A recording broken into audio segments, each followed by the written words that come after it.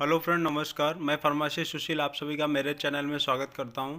दोस्तों, मैं आज फिर एक इंटरेस्टेड टॉपिक के ऊपर बात करने वाला हूं, जिसमें मैं बात करने वाला हूं डिस्कस अबाउट डायरिया। जी हाँ, मैं आप डायरिया के ऊपर बात करने वाला हूं, जिसमें हम बात करेंगे what is diarrhoea, difference between normal and severe diarrhoea, causes of diarrhoea and treatment of diarrhoea.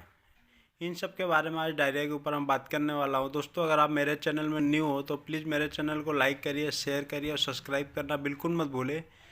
दोस्तों, चलिए विदाउट एनी वेस्टेज टाइम अपना वीडियो को हम शुरू करते हैं। सबसे पहले मैं बात करूंगा व्हाट इज़ डायरिया। डायरिया क्या होता है? आप सभी को इंटरेस्टेड लग रहा होगा कि डायरिया आखिर होता क्या है।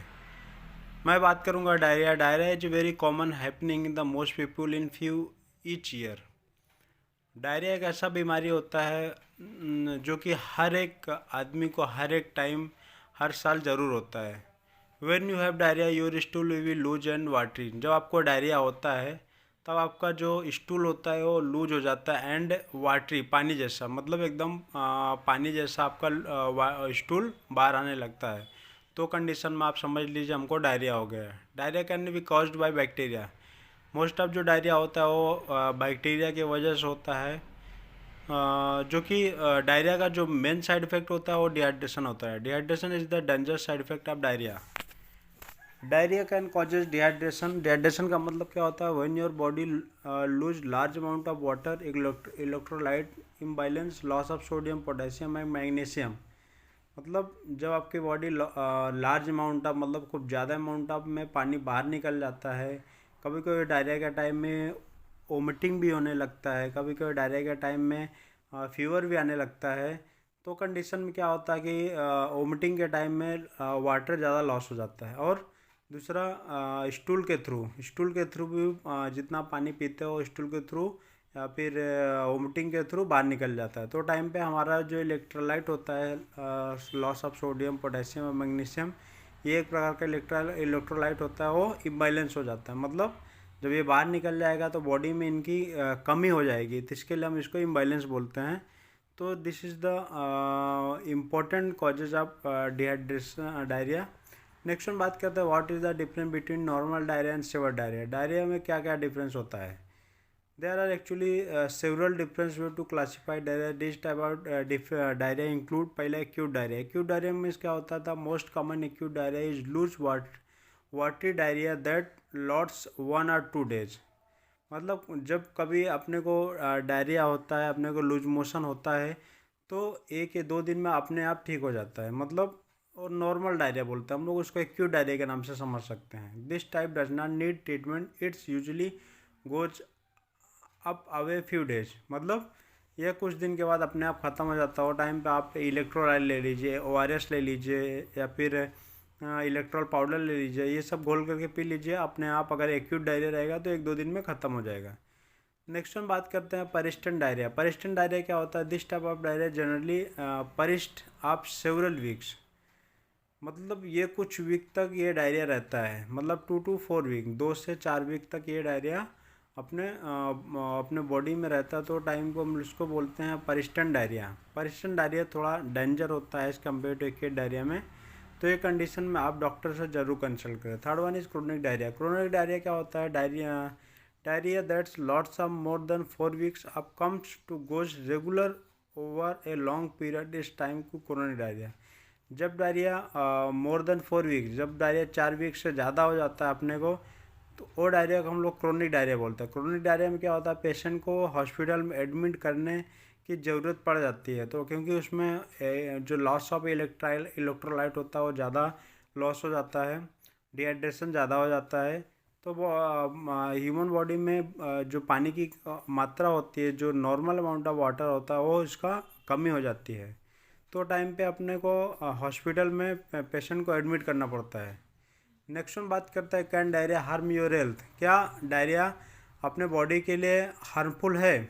जिसमें हम पहला बात करेंगे dark urine and small amount of urine और लॉस ऑफ यूरिन। मतलब अपने बॉडी में यूरिन का जो कलर होता है वो डार्क हो जाता है। यूरिन जो होता है स्मॉल अमाउंट में बाहर आने लगता है, जिसको हम लोग बोलते हैं लॉस ऑफ यूरिन प्रोडक्शन। मतलब अगर ह्यूमन बॉडी में पानी की कमी हो जाएगी तो पानी से ही अपना यूरिन बनता है। अगर पानी नहीं रहेगा तो यूरिन किधर से बनेगा? तो टाइम पे इसको हम लोग बोलते हैं loss of urine, this is the causes, harmful होता है।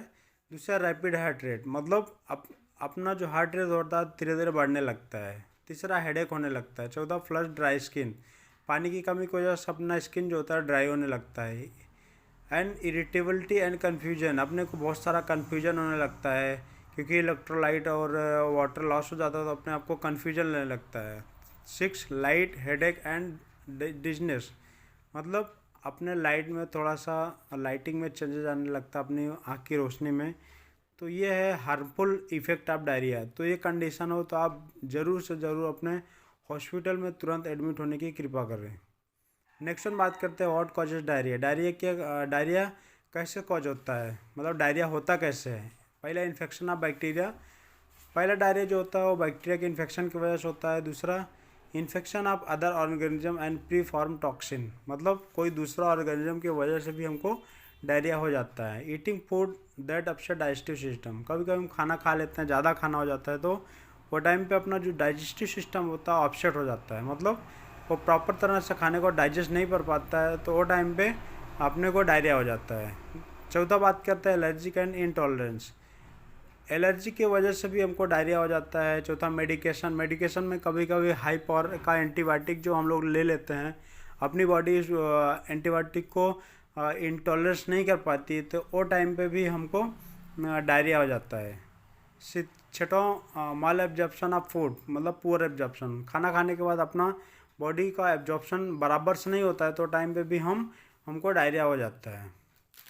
नेक्स्ट हम बात करते हैं what is the symptoms of diarrhoea. Diarrhoea का क्या सिम्टम्स होता है। Symptoms of diarrhoea can include nausea, abdominal pain, cramping, bloating, dehydration, frequent urine evaluated by bowels, a large volume of stool, dehydration, ये सब सिम्टम्स हो। Nausea का मतलब आप समझ रहे हो उल्टी, मितली आना, एब्डोमिनल पेन, डायरिया के टाइम में अपने को पेट में दर्द होता है जो कि कॉमन है। ब्लोटिंग मतलब गैस पकड़ने लगता है। डिहाइड्रेशन मतलब लॉस ऑफ वाटर हो गया।